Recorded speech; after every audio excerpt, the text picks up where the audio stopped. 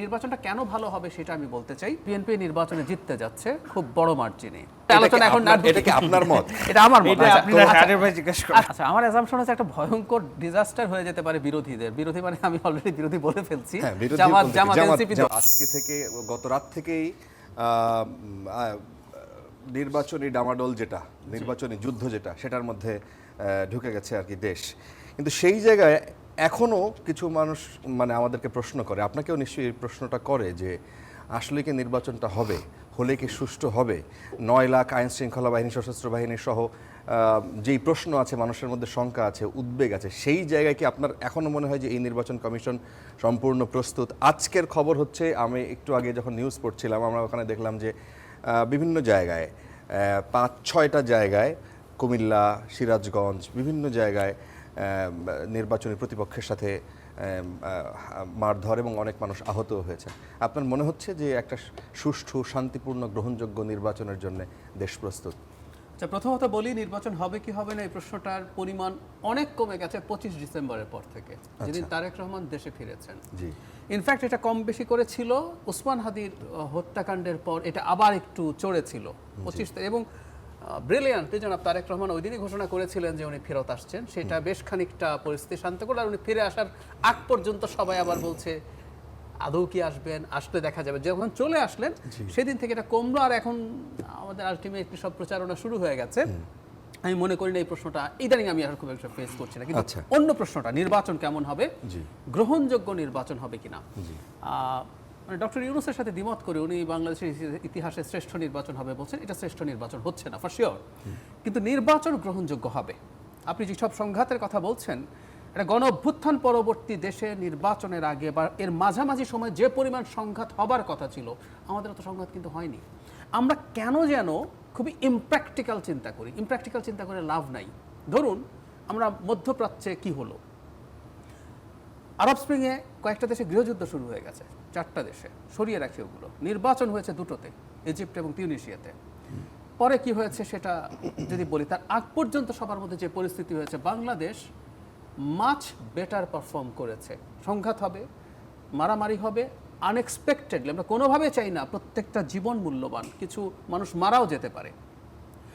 ভারত এত বছর গণতন্ত্রের চর্চা করে আনইন্টারাপ্টেড, ভারতে কখনো কোনো সামরিক শাসন আসেনি। এমার্জেন্সি ইন্দিরা গান্ধী দিয়েছেন, কিন্তু সামরিক শাসন আসেনি। তো সেই ভারতে নির্বাচন খুবই সহিংস এখনো হয়, সমর্থন করছি না, কিন্তু এগুলো এক ধরনের প্রবণতা। সুতরাং কিছু সহিংসতা হলেই খারাপ হবে আমি তা মনে করি না। কিন্তু এই নির্বাচনটা কেন ভালো হবে সেটা আমি বলতে চাই। নির্বাচন কমিশন বা সরকার, মানে আইন শৃঙ্খলা রক্ষাকারী বাহিনী, প্রশাসন যে যথেষ্ট প্রস্তুত আছে ট্যাকেল করার জন্য আমার কাছে আসলে মনে হয় না। তবে যথেষ্ট পরিমাণ সেনাবাহিনী সদস্য থাকবে এবং এই নির্বাচনটা সেনাবাহিনীর জন্য একটা প্রেস্টিজ ইস্যু, তার চাইতেও জরুরি কথা।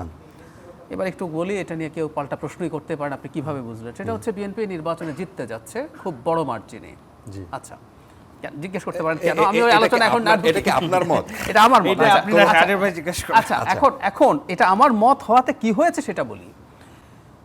এরকম একটা নিশ্চিত বিজয়, ইফ আই এম কারেক্ট, আপনি ডিবেট করতে পারেন, আমি ভুলও প্রমাণিত হতে পারি, কিন্তু আমার মনে হচ্ছে এরকম একটা নিশ্চিত বিজয় যে দলটার সামনে আছে, সেই দলটা মার খেয়ে হলেও, উস্কানি সহ্য করে হলেও সংঘাতে খুব বেশি জড়াবে না।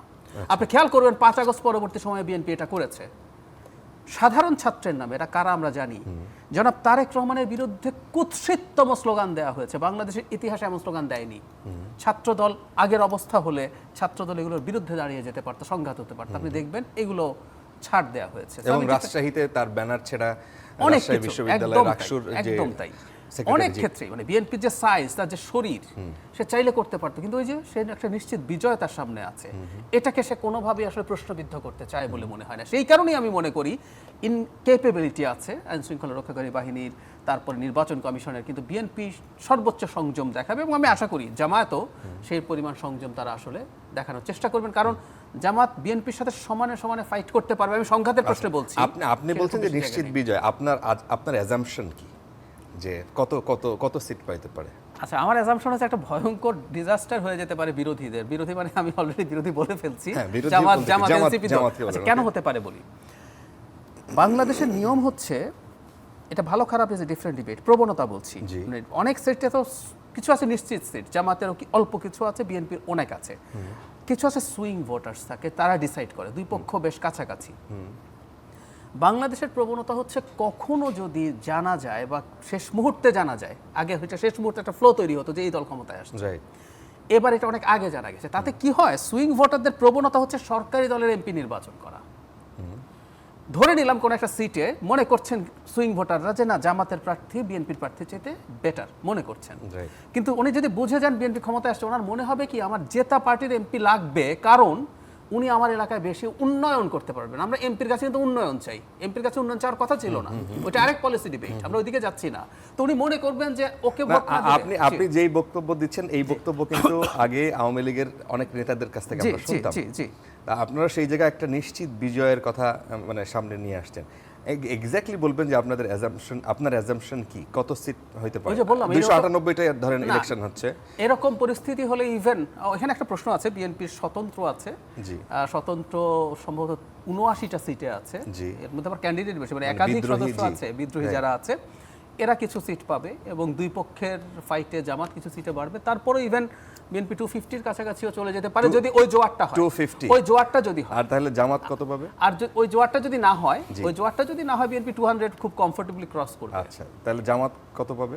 যদি ওই জোয়ার, যেটার কথা বললাম যে জেতা দলের এমপিকে নির্বাচিত করো, সেটা যদি হয় খুব লিবারেলি, আমি যদি চিন্তা করি জামাত এনসিপি জোট 50 পর্যন্ত যেতেও পারে, আর যদি ওই ফ্লোটা তৈরি হয় তা আরো অনেক কম সিট পাওয়ার সম্ভাবনা আছে বলে আমার মনে হয়। আচ্ছা, তাহলে জামাত হবে বিরোধী দল, জামাত এনসিপি জোট যদি 50 সিটস পায় এই নির্বাচনে, এটা তাদের রাজনীতির জন্য খুবই পজিটিভ। অনেকে না মানে এই যে একটা হাইপ তুলছে, এই হাইপেরও কারণ আছে, এই হাইপটা তারা তুলছে ওই কারণে যারা সুইং ভোটার আছে তাকে এটা বোঝানো আমি কিন্তু ক্ষমতায় চলে যাব, সুতরাং আমাকে ভোট দাও, এই হাইপটা ওই কারণে তোলা।